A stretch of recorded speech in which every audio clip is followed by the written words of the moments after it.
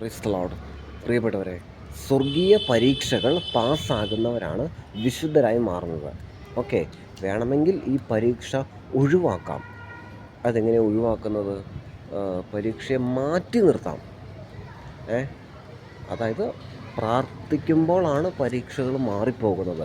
ക്രിസ്തു ശിഷ്യന്മാരെ ഇങ്ങനെ പഠിപ്പിച്ചു: നിങ്ങൾ പരീക്ഷയിൽ അകപ്പെടാതിരിക്കാനായിട്ട് ഉണർന്നിരുന്ന് പ്രാർത്ഥിക്കുക എന്നാണ്.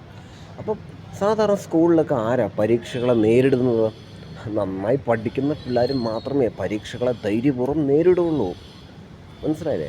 അപ്പോൾ മെൻ്റലി ആൻഡ് സ്പിരിച്വലി വളരെ സ്ട്രോങ് ആയിട്ടുള്ളവർ മാത്രമാണ് പരീക്ഷകളെ നേരിടാൻ ശക്തരായ ആളുകൾ എന്ന് പറയുന്നത്. ഇപ്പം ഈശോയുടെ മരുഭൂമിയിലെ പരീക്ഷ നോക്കുവാണെങ്കിൽ മൂന്നാമത്തെ പരീക്ഷ, അതായത് മൂന്നാമത്തെ പരീക്ഷ വളരെ ചോദ്യങ്ങളൊക്കെ, കമൻറ്റുകളൊക്കെ ഭയങ്കര ഡേഞ്ചറസ് ആയിരുന്നു. നീ എന്നെ ആരാധിക്കുക എന്ന് പിശാച് യേശുവിനോട് പറഞ്ഞു.